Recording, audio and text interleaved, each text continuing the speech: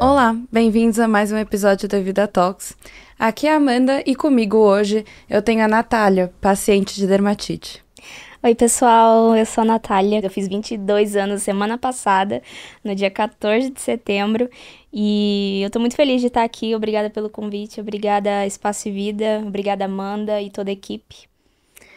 Hoje a Natália vai contar um pouquinho pra gente como que foi esse diagnóstico, como foi pra você, pra sua família, como vocês descobriram, se vocês já tinham ouvido falar, um pouquinho da sua história. Tá bom. Bom, eu tenho dermatite atópica desde os 6 meses de idade e eu recebi o diagnóstico só com 13 anos, porque na cidade onde eu morava, que era a divisa entre a Amazônia e Pará, não tinha um dermatologista, tipo, pediátrico. Então, os especialistas que tinham no hospital era pediatra e dermatologista que não tinha muito contato com doenças de pele. E aí, ele falou, é uma alergia ao calor, porque a cidade era muito quente, muito úmida, e logo ele subentendeu que era uma alergia ao calor. E daí, junto com a dermatite, eu tive rinite, depois tive asma e sinusite, que é chamada marcha atópica. E daí eu precisava operar de adenoide. E o médico, ele não queria me operar, o otorrino. Ele me, tipo assim... Isso era criança? Isso, criança. Eu já tava com 6 anos, eu ainda tinha várias lesões nas dobras, principalmente. As minhas primeiras lesões apareceram na barriga e no rosto, quando eu tive contato com os primeiros alimentos. E daí, depois de evoluir para a primeira infância, eu comecei a ter mais nas dobras devido ao calor. E daí, eles começaram a me medicar. Então, eu comecei a usar corticoides tópicos, orais, intravenosos, respiratórios, inalatórios, para tratar a asma e a rinite. Que infelizmente que acontece. Que é o que acontece. E daí, a carne foi crescendo dentro do nariz, né, que é a adenoide. E quando eu tava com 13 anos, eu fiquei quase sem respirar pelo nariz. Eu tinha pouca porcentagem de respiração. E daí eu tava roncando bastante, os meus pais viram isso, então a gente pediu um novo especialista pra olhar isso. E daí ele falou, vocês estão envenenando a vida a filha de vocês estão querendo matar ela, porque ela tá tomando corticoide desde criança. Ou seja, eu tive contato com as pomadas de corticoide desde os 6 meses. Meu avô me deu uma pomada de dexametasona para minha mãe, porque minha mãe me levou no hospital. Eles falaram que era passar pomada de assadura. Não resolveu. Meu avô me deu essa pomada de dexametasona e minha mãe ficou passando ela até... porque não sabia, né? Não o conhecimento sabia, que... Exatamente. É um perigo isso. Hoje em dia é totalmente falado já, mas ainda nem é visto. Então, eu comecei a usar corticoide muito cedo, desde os 6 meses, tópico. E aí, com 5, 6 anos, eu comecei a tomar oral. E daí, eu comecei num processo de inchaço. Eu inchei, engordei muito, entrei numa obesidade, criança ainda. Então, eu parei de crescer ali pelos 11 anos na primeira menstruação. E aí, com 13 anos, eu fui operar a adenoide. Eu tive que operar adenoide, cornetos e desvio de septo. Nossa. Porque cresceu tanto que meu septo entortou. E aí, fiz a cirurgia e o médico falou, ela precisa fazer um acompanhamento com um alergista, porque senão vai voltar. E aí, eu fui na alergista, ela, tipo, só abriu a porta, assim, ai, você tem dermatite atópica. E aí, eu fiquei... Nossa. Calma, isso 13 anos, você 13 falou? anos de idade. Nossa. E eu fiquei, o que é isso? E daí a gente começou a conversar, ela começou a me explicar, ela olhou minhas lesões. E eu falei, caramba, não é alergia ao calor, é uma doença. Tava você e seus pais? Eu e os meus pais, sim. E daí ela falou, bom, a gente vai parar com o corticoide e vai começar a fazer imunoterapia, que são vacinas. Eram R$300 por mês, praticamente, cada ampola. E eu fiz o tratamento por 3 anos. E aí resolveu bastante a parte alérgica, inalatória, respiratória. Eu melhorei bastante, não ronquei mais, não durmo mais de boca aberta.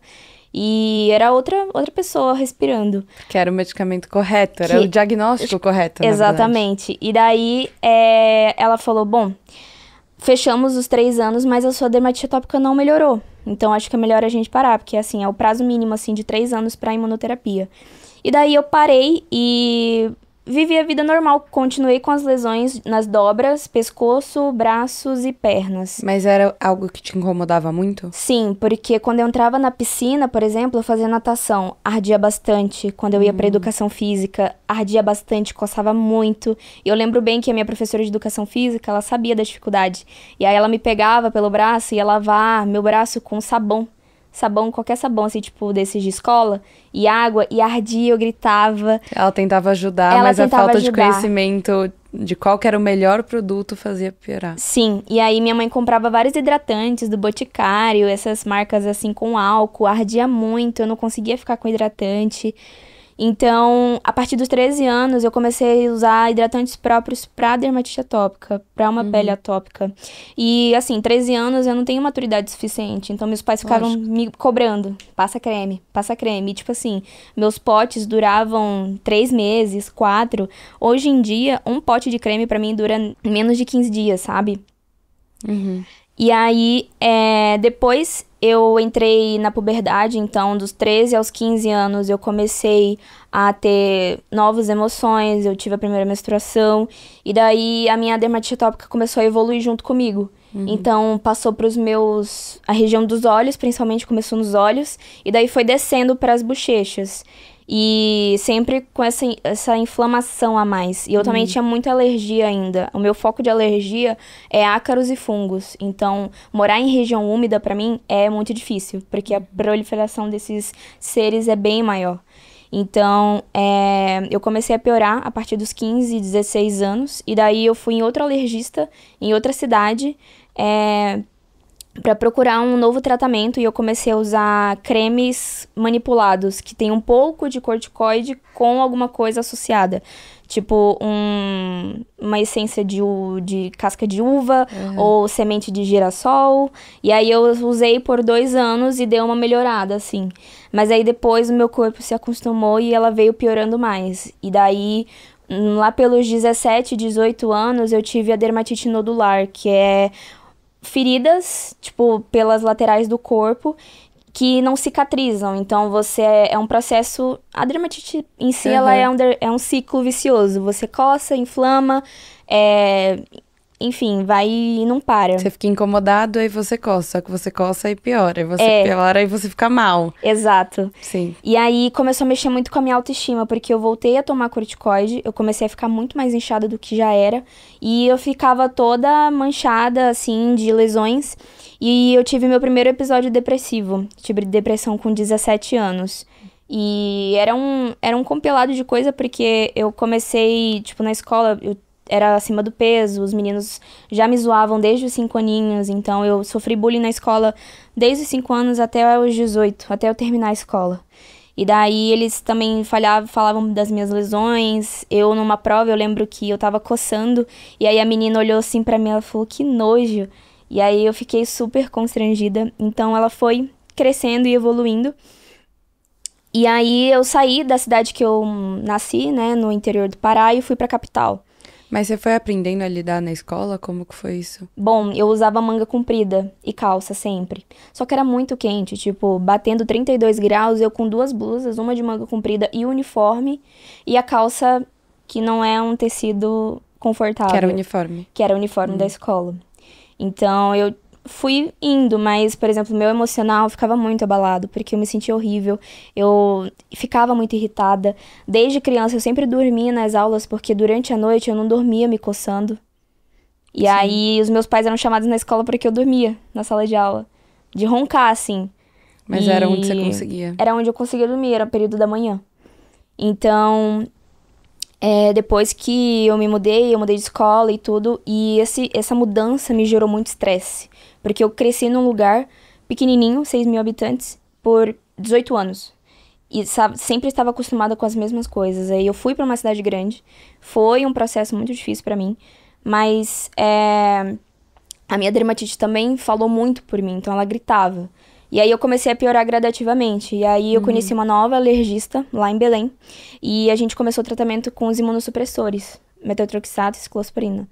E daí eu respondi super mal. Super mal, eu tive refluxo gástrico. E você tinha 18? Já tinha 18. Eu tava indo fazer 19. E as lesões só piorando, eu vivia no hospital todo mês, pelo menos umas 2 vezes, eu tava na emergência tomando corticoide intravenoso. Todo mês. E isso foi por 6 meses antes do Enem. No Enem, eu fiz a prova e eu tava muito ansiosa, porque era a minha primeira prova fora de um outro lugar. A escola acabou a energia, não tinha luz, eles fecharam as janelas porque tava chovendo. Foi um caos total, foi a minha pior prova já feita. E eu fui muito mal, óbvio. Meu rendimento escolar caiu bastante, eu dormia muito durante as aulas ainda, no meu último ano do ensino médio.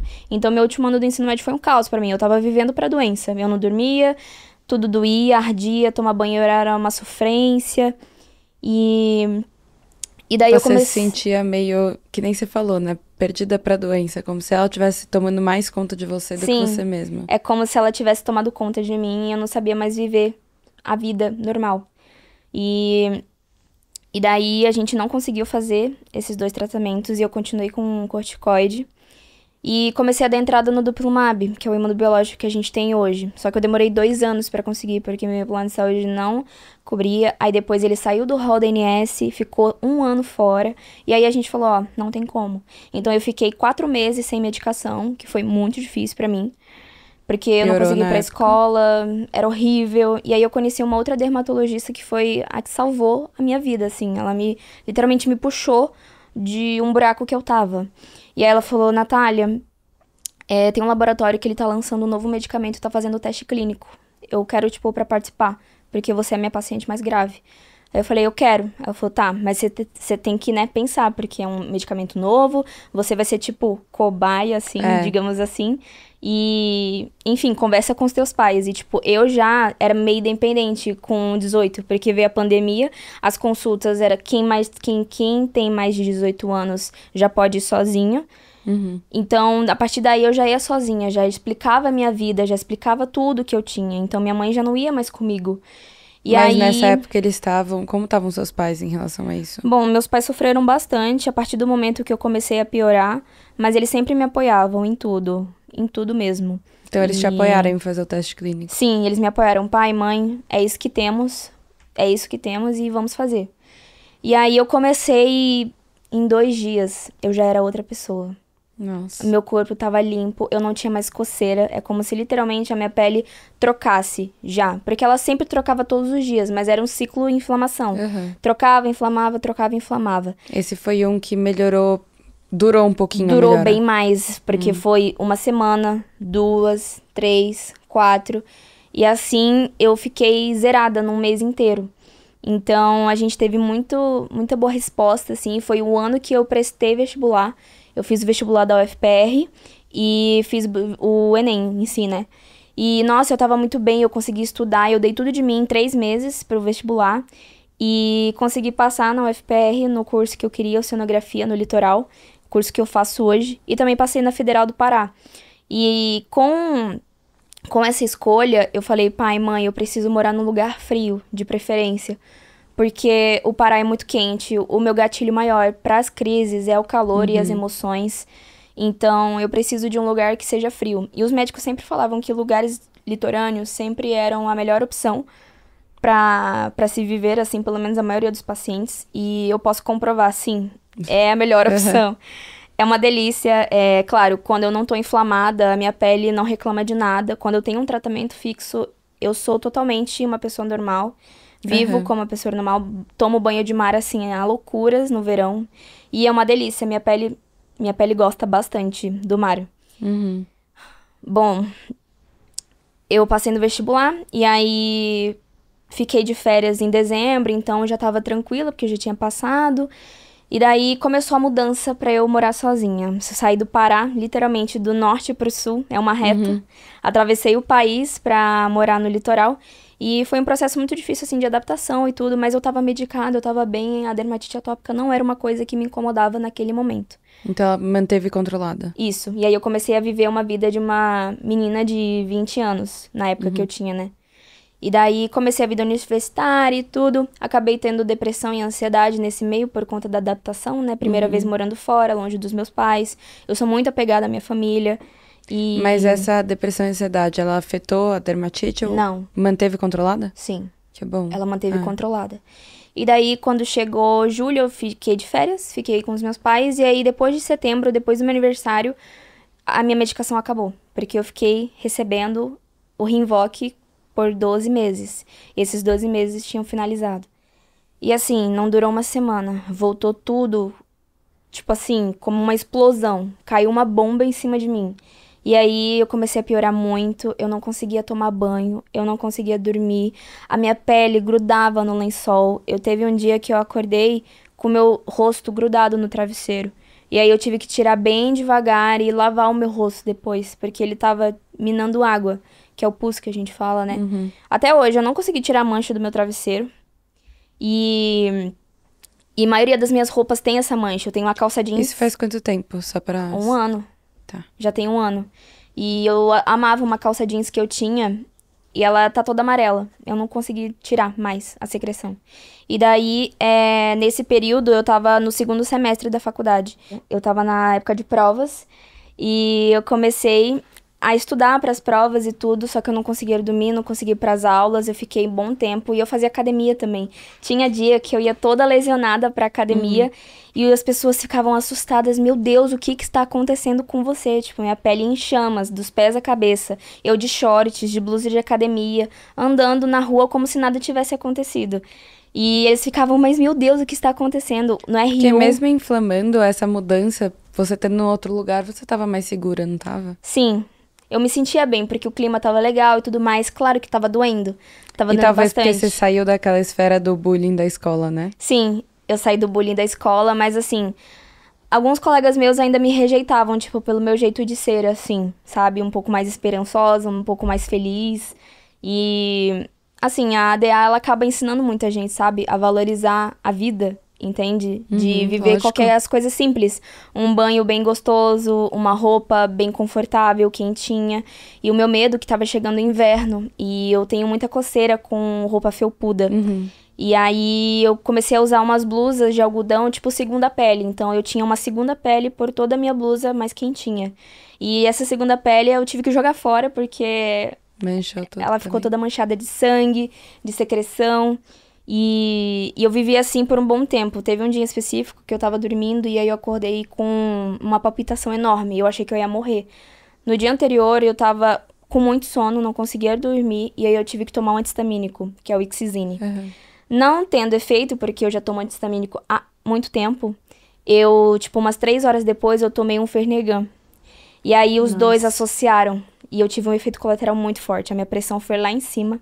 Eu peguei a minha bicicleta, fui até uma UPA, porque lá não tem hospital.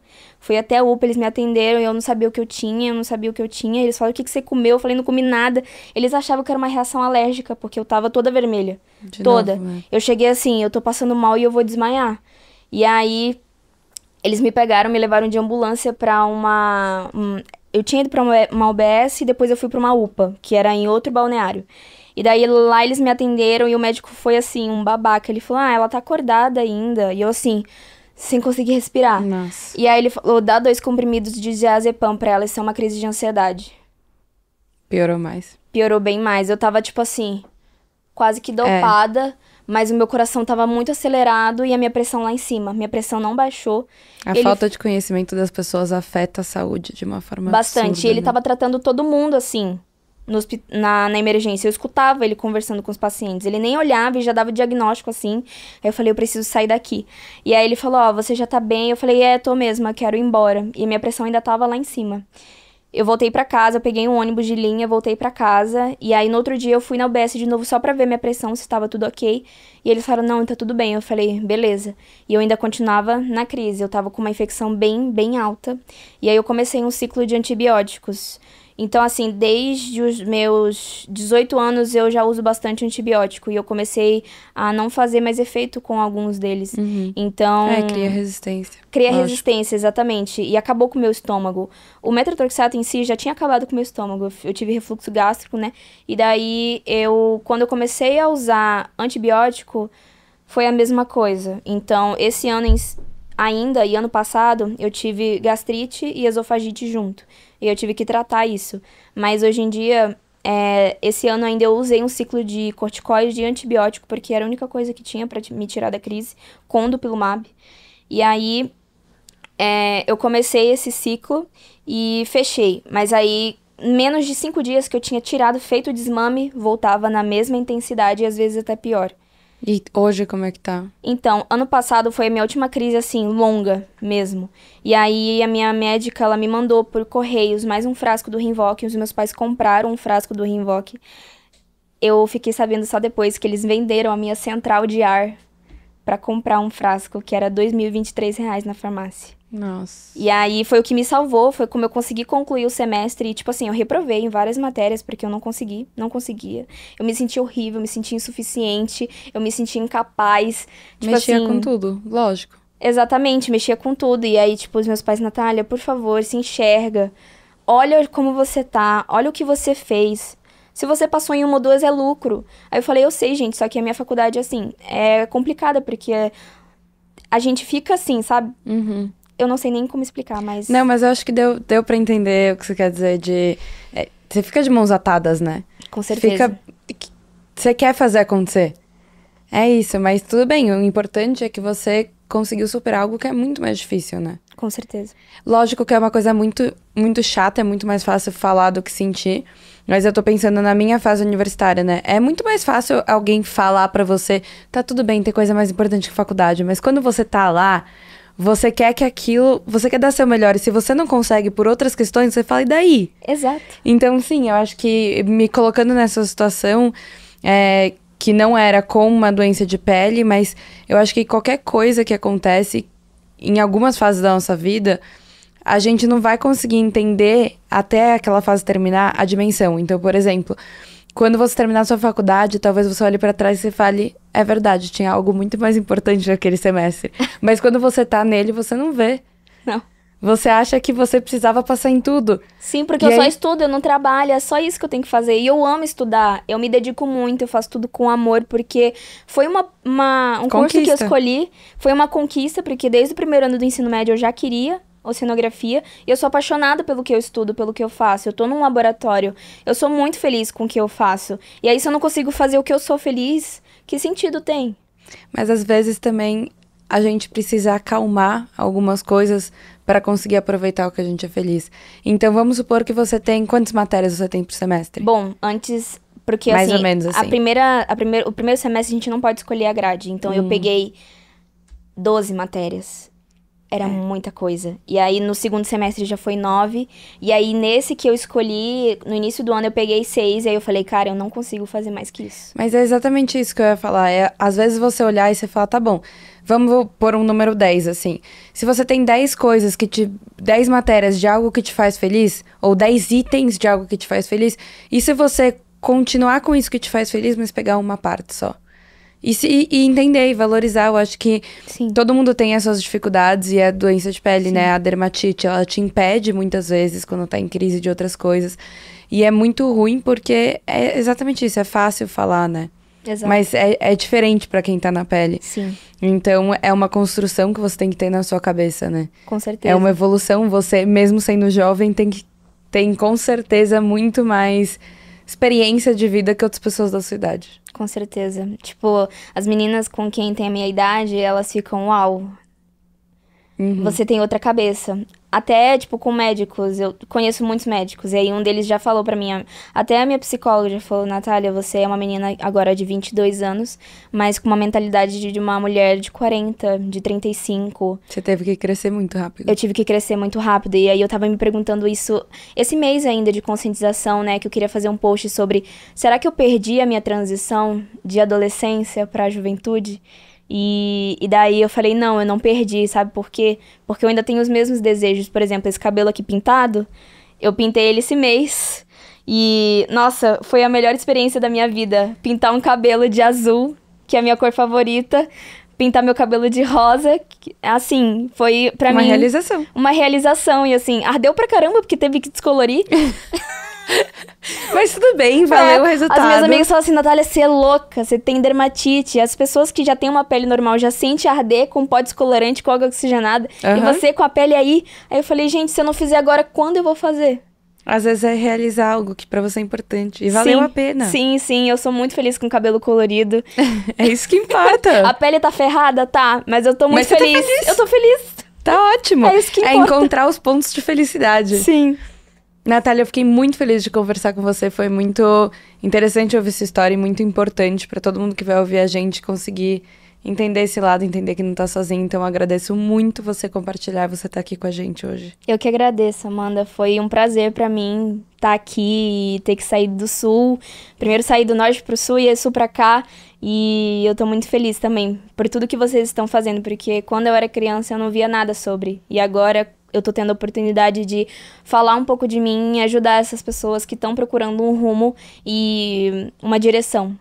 A gente tá junto nessa, você sabe. Eu sei. Muito obrigada a todos que estão ouvindo a gente e vendo. E até um próximo episódio.